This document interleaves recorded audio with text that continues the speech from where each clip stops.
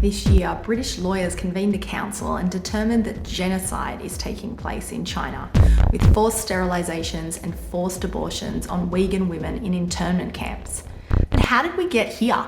It literally seems like it was only yesterday that Beijing were hosting the Olympics and using that opportunity to sell citywide surveillance systems to other countries.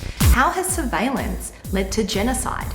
This video is just going to give a quick rundown of the social credit system in place in China today, the surveillance, and the specific persecution of Uyghurs. In China today, all of its 1.4 billion citizens have been signed up for a social credit score, whether they liked it or not.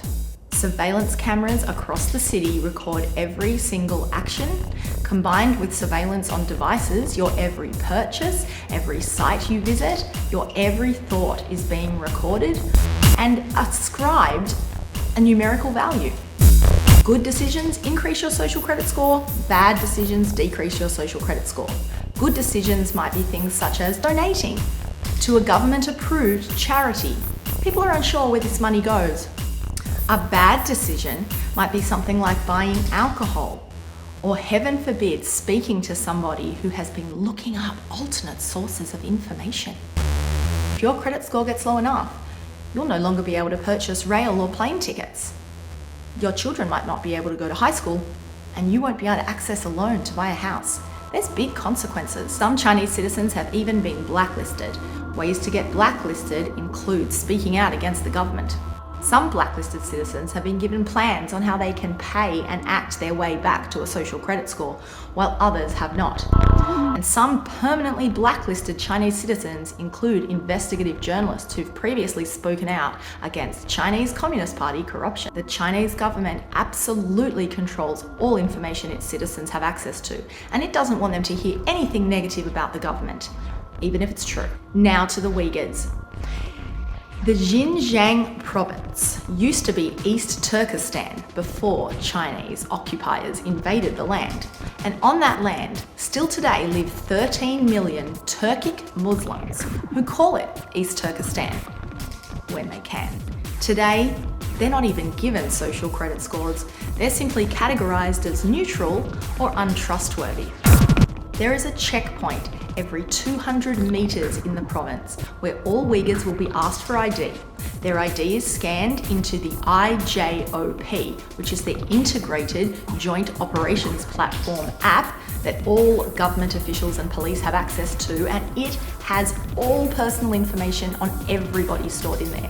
Everything from your blood type, your height, your profession, your political affiliations, your education, where you live, where you have lived, where you've traveled, and all of your personal information off your phone is also in there because of the Wi-Fi sniffers at the checkpoint.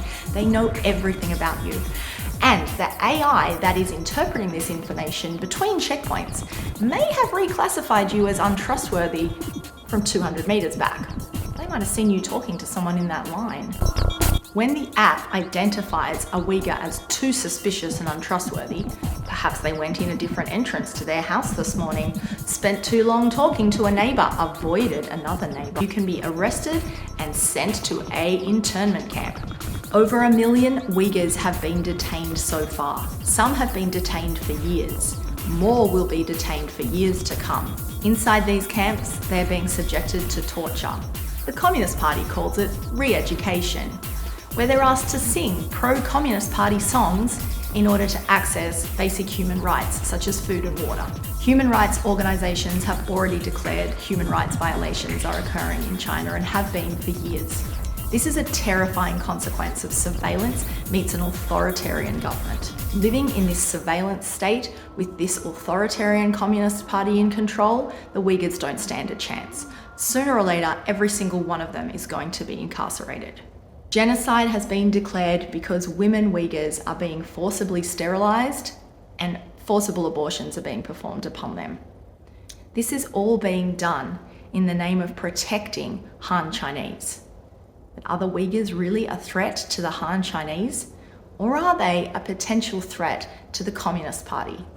Dozens of other governments worldwide have purchased and had installed surveillance systems, citywide surveillance systems such as this from China.